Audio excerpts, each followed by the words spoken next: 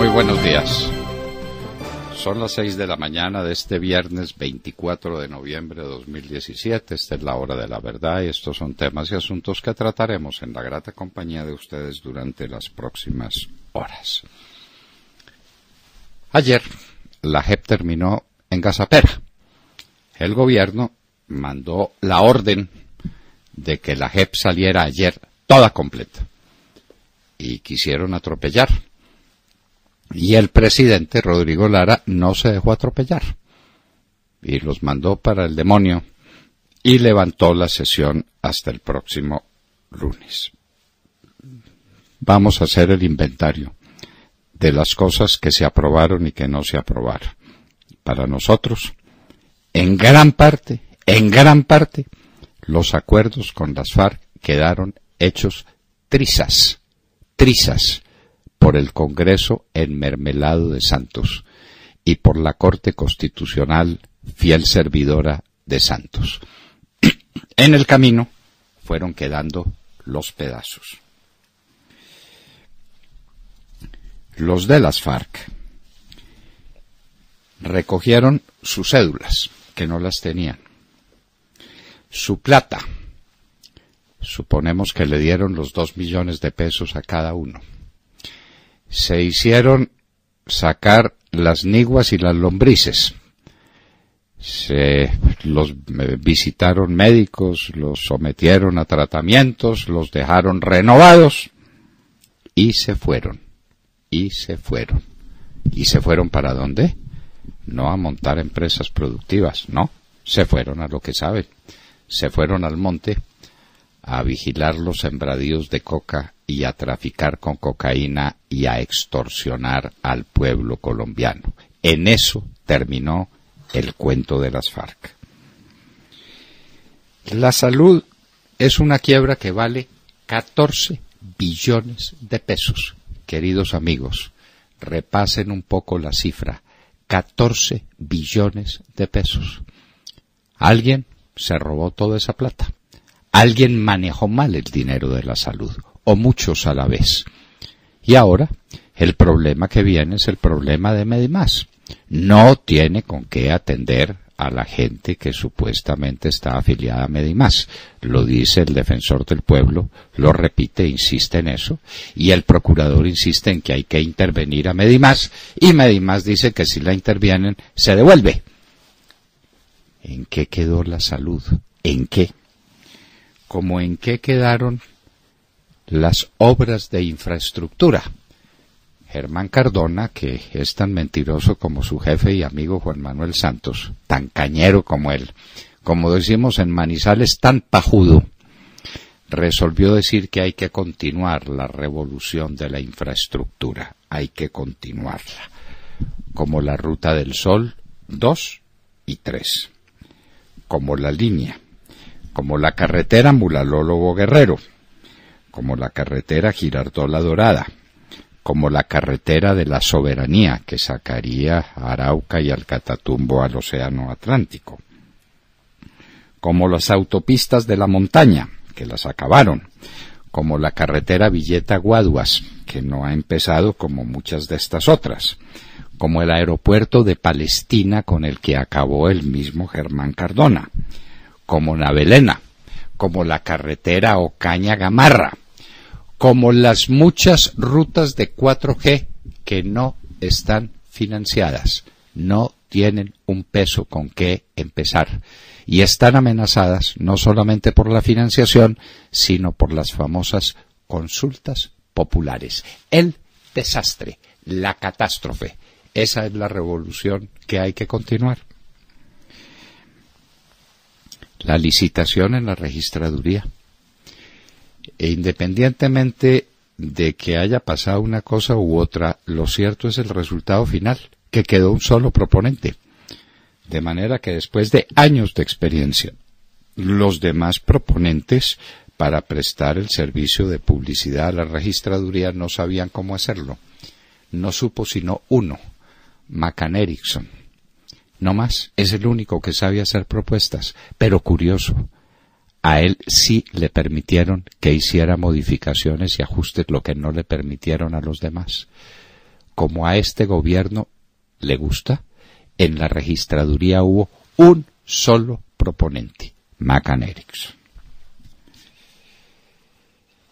La infame condena a oficiales de la Fuerza Aérea de Colombia por el caso de Santo Domingo. La Corte Suprema de Justicia se puso de acuerdo con los fiscales comunistas que crearon una escena donde no existía, que se inventaron un cuento, que hicieron un montaje atroz contra toda evidencia para condenar a estos muchachos. De manera que ahí van sabiendo nuestros militares cuál es el tratamiento que les espera. 30 años de cárcel a estos oficiales de la Fuerza Aérea Colombiana por un delito gravísimo, cumplir su deber para con la patria. Se enfrentaron a las FARC en una mata de monte, los ametrallaron como era su deber y después hicieron el montaje con unos muertos y con una bomba hechiza en un poblado, en un caserío en Santo Domingo, y entonces los condenaron. ¿Cuánto le va a valer a Colombia eso en indemnizaciones? ¿Quiénes se van a ganar las indemnizaciones? ¿Saben quiénes? Las FARC y los abogados de las FARC. Negocio montado, otro negocio montado, contra nuestras gloriosas fuerzas militares de Colombia y en favor, ya se sabe de quiénes. ¿Y por cuenta de quién? Por cuenta suyo, querido contribuyente que nos escuche. La inseguridad en el país está terrible. William Calderón hablará del tema, pero está tan espantosa, que Romaña se tiene que ir de Tumaco porque la inseguridad está espantosa. Con ejército, con policía, con sus hombres de seguridad, con todo, y se tiene que salir corriendo de Tumaco. Esto sí es el colmo. Ya ni para los delincuentes hay seguridad en Colombia, el colmo. Entonces Romaña se va a buscar seguridad, el paisa se va a hacer paseos ecológicos por la selva, a jugar con pajaritos. De los guerrilleros que llegaron a las zonas de concentración, más de la mitad ya se largaron y dejaron las mujeres y los niños. Bueno, todo bien, como decía el pibe Valderrama. Juan Carlos Granados, exgobernador de Boyacá y hombre clave en este gobierno, en esta mesa de unidad nacional, tiene dos escándalos a la vez. El de Odebrecht, que le está pisando los talones, y el de Yaramalo. Ustedes han oído muchas veces a William Calderón hablando jocosamente de los psicólogos forestales. Apareció la psicóloga forestal, la hija de un magistrado de la Corte Suprema de Justicia, Yaramalo. Es psicóloga y le dieron funciones forestales. Ya los explicaremos. En la Contraloría, el señor Juan Carlos Granados. Eso sí es gracia. Y se dice que José Leonardo Bustos, hijo de uno de los miembros del Cartel de la Toga, o del jefe del Cartel de la Toga, según parece, el magistrado de la Paz, Bustos, estaría también en la Contraloría o habría estado en ella. Cerrados los almacenes Tía, quienes pertenecemos a otra generación, y los más jóvenes y los de ahora, recordaremos con nostalgia que hubo una época en que los almacenes Tía fueron emblema de Colombia. En todas partes había un Tía. Se fueron reduciendo, es la verdad, pero quedaban almacenes Tía. Recordamos el de la calle 2 en Bogotá, allá abajito de la carrera octava, y cuántos otros. Cerrados los almacenes Tía. Los agobió la prosperidad de Santos. El Consejo de Estado dijo en sentencia que tenemos a la vista, la tenemos aquí, queridos oyentes, que el caso de Oscar Iván Zuluaga es cosa juzgada. Inclusive utiliza otros nombres que son mucho menos rigurosos desde el punto de vista procesal para hablar del mismo fenómeno. Hecho superado. La acción carece de objeto, porque quedó resuelta con la decisión del Consejo Nacional Electoral. Lo hemos dicho tantas veces. Bueno, el Consejo de Estado nos dio la razón. Todos estamos de acuerdo desde el punto de vista jurídico, abogados que somos y abogados recalcitrantes en los principios que defendemos. La decisión del Consejo Nacional Electoral hizo tránsito a cosa juzgada en el caso de Óscar Iván Zuluaga. Algunos no creen y creen que eso se puede revivir en cualquier momento y que eso es un peligro, pero entonces ahora se tienen que tropezar con la sentencia del Consejo de Estado. Aquí la tenemos a la vista. En Siria, la oposición exige el retiro de Bashar al-Assad como condición para que haya un proceso de transición. Si Bashar se queda en la transición gobernando, no hay acuerdo con la oposición en Siria. El nuevo presidente de Nigeria. Les volvemos a recomendar el libro ¿Por qué fracasan los países? Ahí está la historia de Mobutu. Es una de las historias más afrentosas que hay de una tiranía que conduce necesariamente a la miseria del pueblo. No hay pueblo más miserable que el de Nigeria en el África, con Mobutu y con toda su familia y con todos sus amigos y allegados, que son unos potentados en medio de la miseria del pueblo. Hay un nuevo personaje ahora que manda. Para hacer un cambio, nos preguntamos, para hacer una economía inclusiva y una economía liberal que saque a Nigeria de la miseria, o más de lo mismo. En Argentina, el submarino. Ahora se desplaza la controversia a un tema terrible. Parece que hubo una explosión en las baterías, que no solamente hubo cortocircuito, sino que explotaron. Y ahora se sabe que las baterías debían ser reparadas, cambiadas en Alemania. No fueron cambiadas, sino reparadas por técnicos argentinos. Y ahí estuvo la clave de la explosión y de la tragedia. Un tema que el gobierno argentino manejó muy mal. En Lima, la izquierdista alcaldesa Susana Villarán recibió millones de dólares de Odebrecht. Y ya se sabe, para afrontar el referendo revocatorio que tenía en su contra. Izquierdista, la alcaldesa Susana Villarán, corrompida por Odebrecht. ¿Y lo de Colombia cuándo sabrá? ¿Cuándo contará Armando Benedetti cómo fue la reunión en el apartamento ese al que él se refiere, de 3 personajes cuyos nombres conocemos muy bien conocidos? ¿Qué fue lo que pasó allá? Fuerzas iraquíes barren el desierto en busca de los restos de ISIS. No se van a poder defender mucho tiempo. Dicen que es que están cavando huecos en el desierto. Pues no les arrendamos la ganancia. Uno escondiéndose en el desierto, metiéndose entre un hueco, a ver cuánto resiste. Un crimen de la Mara salvadoreña en los Estados Unidos conmueve a ese país y le da razones a Trump, que en breve tomará decisiones sobre los migrantes salvadoreños. Ya lo hizo respecto a los haitianos, ya lo hizo respecto a los nicaragüenses, ahora respecto a los salvadoreños, y le ayudan con este plato atroz. Cogieron a un hombre y le metieron 100 puñaladas, lo descuartizaron, le cortaron la cabeza. Trump y cualquier ser humano diría, eso no puede ser. Y aquí no podemos recibir gente que haga semejante cosa. ¿Cómo va la recolección de firmas para el referendo revocatorio? Nos lo contará la senadora Paola Holguín. Y a Raúl Reyes le gustaban las niñas. Hay unas declaraciones sobrecogedoras, repugnantes, de lo que era Raúl Reyes con las niñas, a las que violaba sistemáticamente. Luego había niñas en los campamentos de Raúl Reyes, como había niñas en todos los campamentos de las FARC. Unos depredadores sexuales despreciables son los que hoy en el Teatro Colón celebrarán con Santos un año de la paz. ¡Viva la paz! Con unos violadores sistemáticos de las niñas campesinas de Colombia. Como no son las hijas de ningún Santos, que las violen, ¿no es cierto? No tiene problema ninguno. De todo esto y de mucho más hablaremos con ustedes en las próximas horas en La Hora de la Verdad.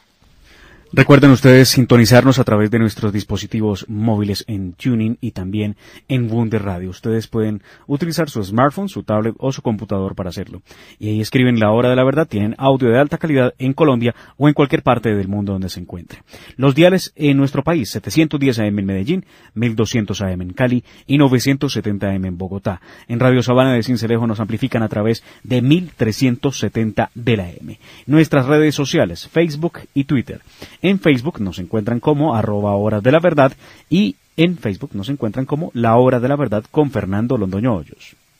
Y un saludo muy especial a todos los oyentes que nos siguen por Internet desde diferentes puntos de Colombia y del mundo. Recuerden que a través de nuestra página de Internet nos pueden escuchar en vivo y en diferido y nos pueden hacer llegar todas sus opiniones a través del chat. Como siempre, en esta dirección www.lahoradelaverdad.com.co. Bienvenidos. 6 de la mañana, 19 minutos. Abrimos la mañana hoy hablando de un tema que ya es reiterativo, pero que hay que tratarlo, ¿no? Primero fue la ONU la que dio la alerta sobre un proceso de paz cuestionando su implementación, y después fue Amnistía Internacional, después el Consejo de Refugiados de Noruega, quienes dijeron que el llamado posconflicto no arranca, que la violencia y los desplazamientos están disparados por culpa fundamentalmente de los llamados disidentes de las FARC.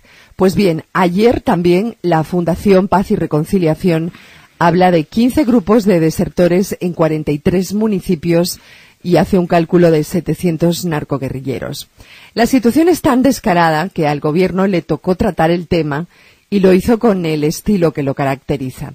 El presidente Juan Manuel Santos dijo que el Estado atacará a los grupos disidentes de las FARC, pero le quitó importancia al porcentaje, asegurando que el 7%, que por cierto es una cifra que maneja el gobierno y que no sabemos de dónde saca, dijo que ese 7% es un porcentaje bajo, ya que en otros procesos de paz el porcentaje de disidentes fluctúa entre el 13 y el 15%. Así que encima no hay que criticar, sino aplaudir. De modo que, a pesar de las críticas de tantos organismos internacionales, el presidente Juan Manuel Santos es positivo, cree que todo va por buen camino, insiste en que están trabajando desde el gobierno con la realidad y con responsabilidad, y dio unas cifras que, a decir verdad, a mí no me cuadran, no sé a ustedes. El gobierno en un principio habló de 7.000 guerrilleros, ¿recuerdan? Los que se habían desmovilizado, un número que a mí siempre me pareció muy bajo y difícil de creer. Ayer el presidente dijo que eran 12.356 personas que fueron acreditadas como excombatientes por la Oficina del Alto Comisionado para la Paz. De ellos, 10.733 están recibiendo una ayuda llamada de subsistencia, que equivale al 90% del salario mínimo. Afiliados al sistema de salud, 10.218. Y ayer el ministro Villegas también tuvo un lapsus y habló de 12.000. En definitiva, un galimatías en donde parece que el gobierno maneja un lenguaje diferente, ¿no?, y difícil de descifrar. ¿Cómo son las cosas en realidad con el llamado proceso de paz? ¿Y cómo son los números, no? Dos observaciones, Montserrat.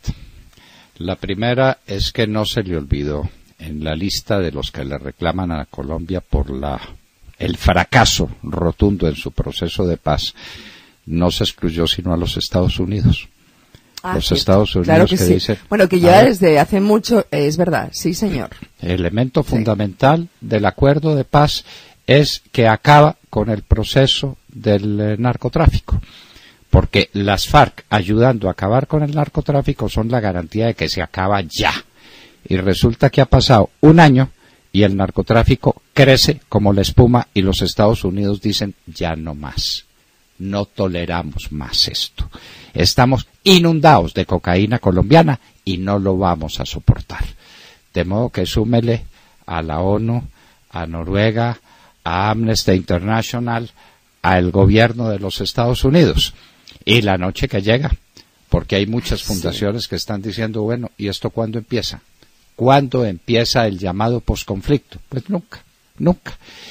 Primera observación. Y segunda observación.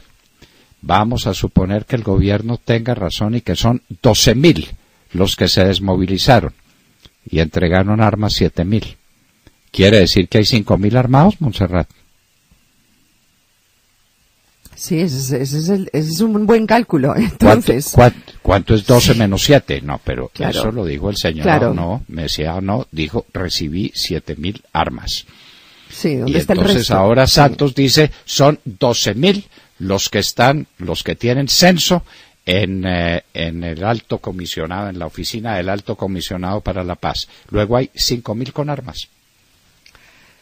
Sí, Bueno. ese es un cálculo preocupante y muy interesante, ¿no? Pero lo que sí se ve es que no hay claridad en absoluto. Y que les ¿no? están pagando a 10.000. Les están pagando recursos del 90% del salario y los tienen en servicios de salud y tal. ¿Y dónde están? Porque en las zonas comunales no quedaron 2.000. ¿Dónde están los demás? No. Es que cuando uno es mentiroso, ¿cómo se dice por ahí? Más rápido cae un mentiroso que un cojo. Ah, bueno, Sí. muy bien. Entonces Sí. eso le está pasando a nuestro premio Nobel de Paz, que como miente todos los días, se enreda en sus propias mentiras. William Calderón. Doctor Londoño, buenos días Colombia, gracias por invitarnos a sus hogares y a sus vehículos. Hoy es viernes 24 de noviembre del año 17. Faltan 256 días para que termine el más corrupto y asqueroso gobierno que hayamos tenido en la historia política de Colombia. Contra todas las pruebas, contra todas las evidencias, como lo dijo el director de la Hora de la Verdad, en nuestra sacristía de la sala de redacción, la Sala Penal de la Corte Suprema de Justicia ratificó la condena de 30 años de prisión que impuso el Tribunal Superior de Bogotá a los pilotos de la Fuerza Aérea Colombiana por la masacre de Santo Domingo en Arauca, ocurrida en diciembre 13 de 1998. Los inocentes condenados César Romero Padilla, piloto, y John Jiménez Valencia, copiloto, se les acusa de la muerte de 17 personas y lesiones de otras 21, entre las víctimas hubo mujeres y niños. Mientras tanto, el régimen bolivariano, que preside el sátrapa de las FARC, hace ingentes esfuerzos para sacar en limpio a quienes volvieron trizas hasta pulverizar a humildes feligreses, mujeres y niños en el templo de Bojayá, en el Chocó. La infame condena fue proferida por fiscales comunistas que hicieron un montaje atroz, como lo sostiene el director de la Hora de la Verdad, Fernando Londoño Hoyos. Doctor Londoño, ¿la indemnización quién la reclama?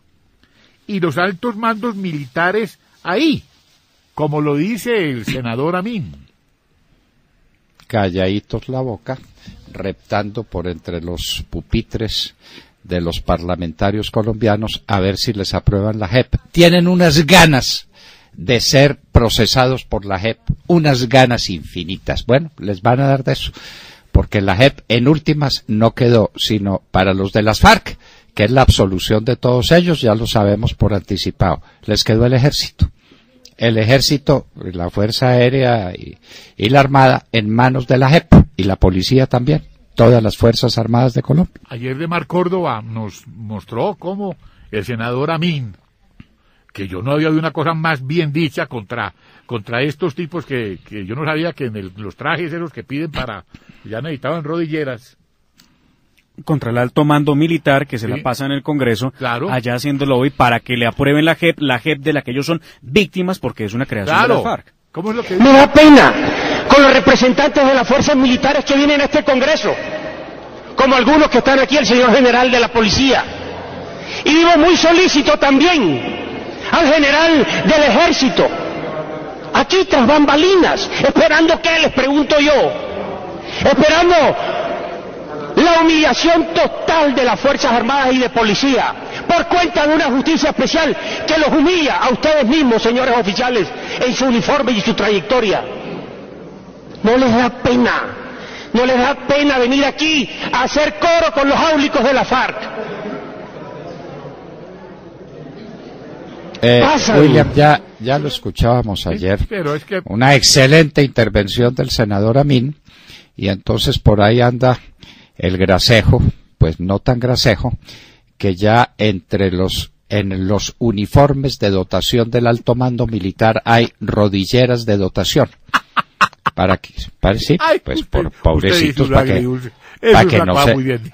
que no se les peguen las rodillas. Pues, no, qué vergüenza.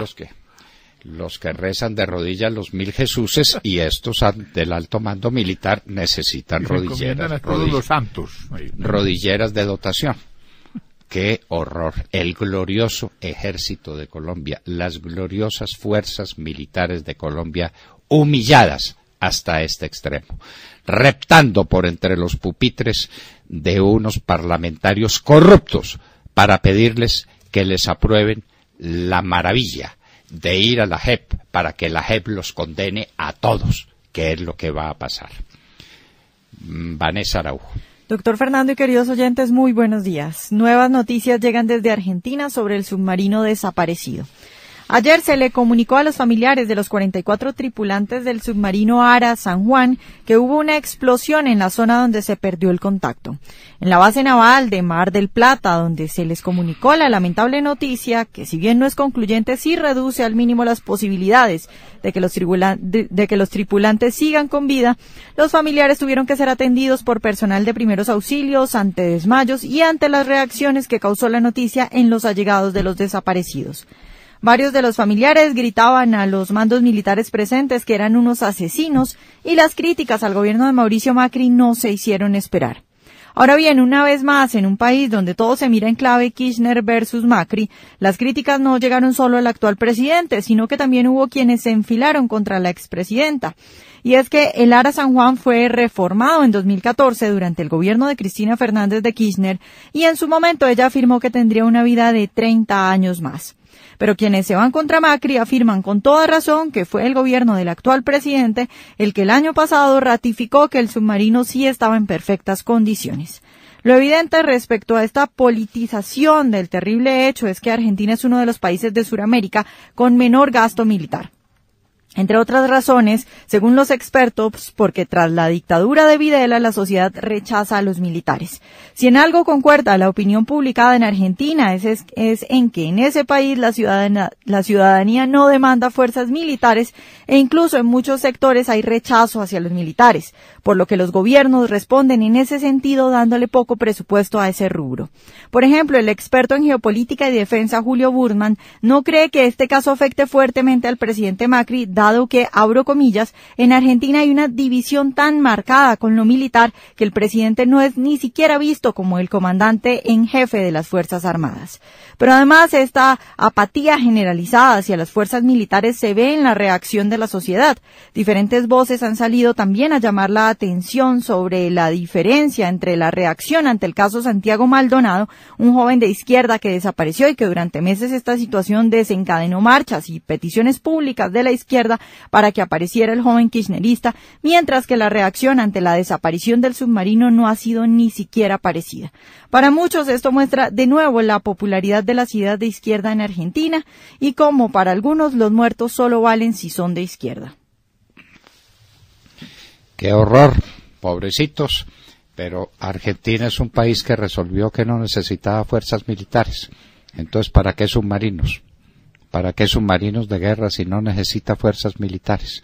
Y submarinos de guerra que reparan en la Argentina, y las baterías no son baterías puestas en Alemania. El submarino es de fabricación alemana, sino que los retocan mecánicos argentinos. Y después se preguntan por qué puede haber accidentes de este tipo. Las fuerzas militares en Argentina no existen. Pues que acaben con los submarinos, que los regalen. Pero uno no puede tener submarinos en un país que no quiere fuerzas militares porque no le da la gana tenerlos. Lo que sí tiene son montoneros por montones. Eso sí le quedó a la Argentina. De Mar Corto. Doctor Fernando, compañeros de la mesa, oyentes de la Hora de la Verdad, muy buenos días.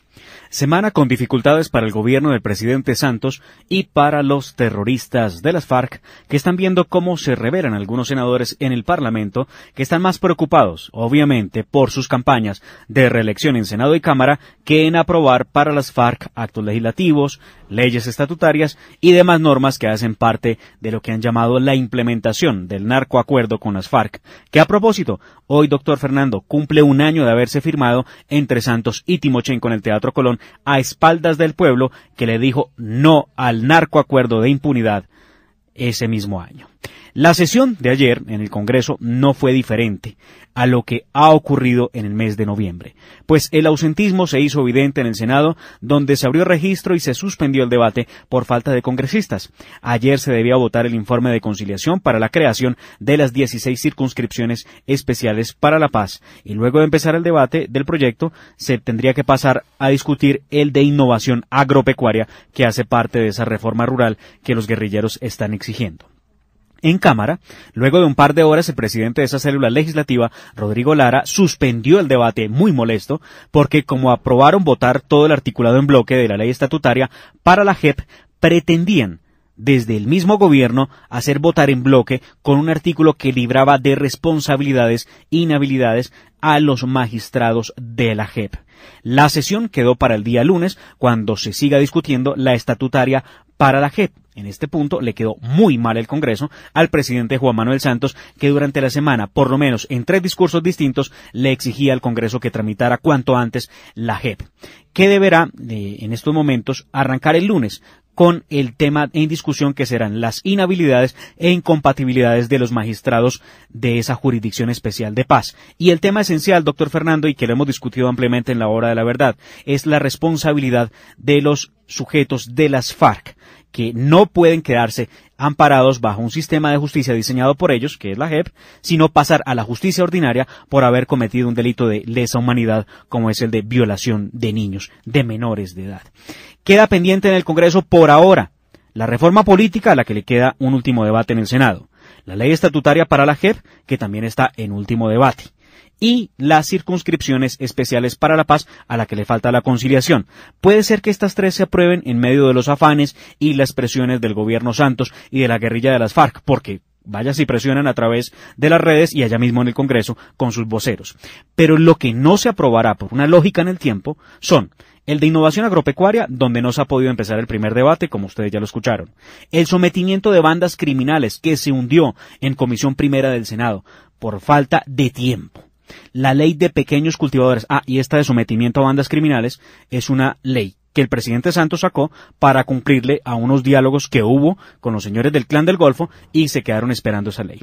La ley de pequeños cultivadores tampoco se presentó. La ley para regulación de tierras tampoco se presentó. La ley de catastro multipropósito y la ley para adjudicación de baldíos tampoco tuvieron ninguna representación en el Congreso. Como ustedes podrán escuchar, Santos terminó traicionando al país para cumplirle las FARC y al mismo tiempo les quedó muy mal a los terroristas, porque la famosa implementación quedó en gran parte en el papel. El próximo jueves se acaba una de las instituciones más ignominiosas, que por fortuna fue transitoria y esperamos que no se repita jamás.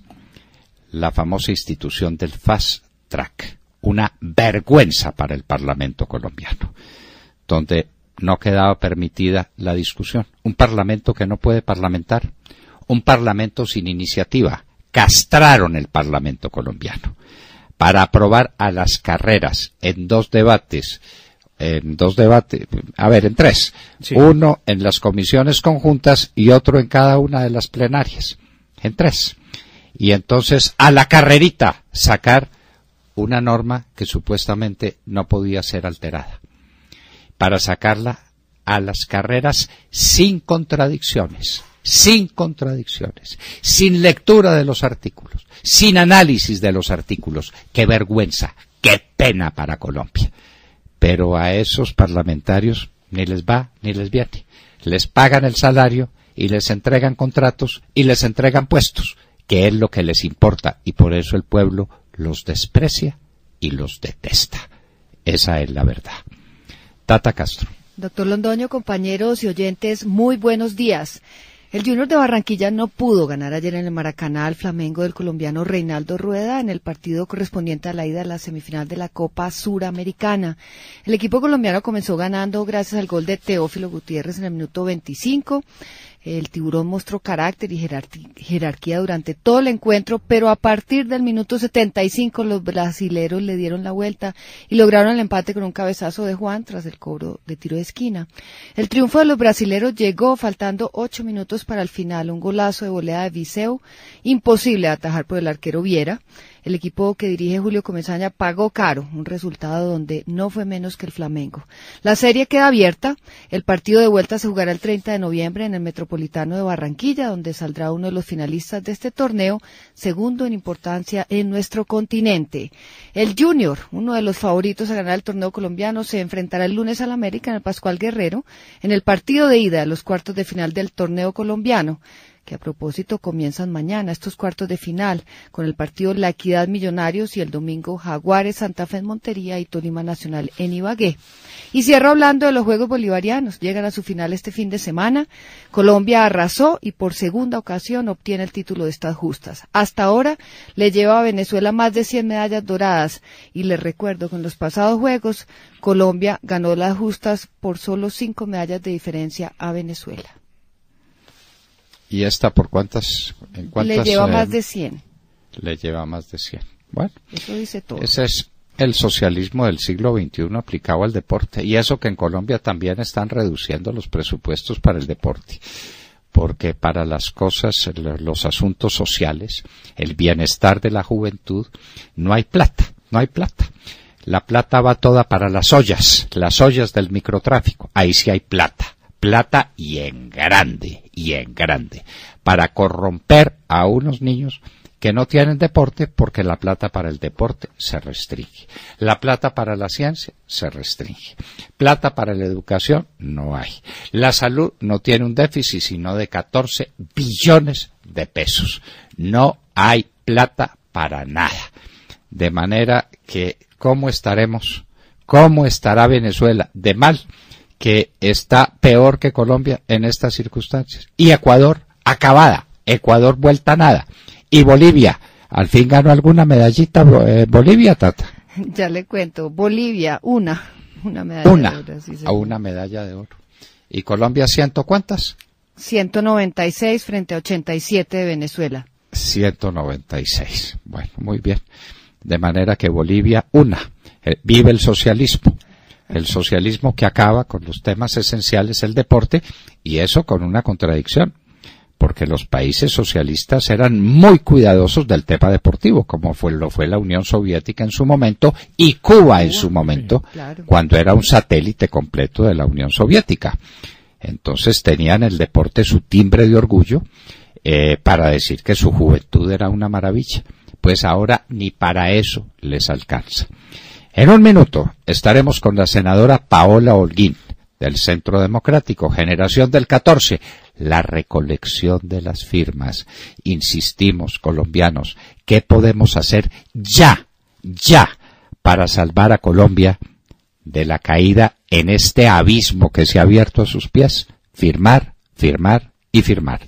En un minuto, la senadora Paola Holguín estará con nosotros en la Hora de la Verdad.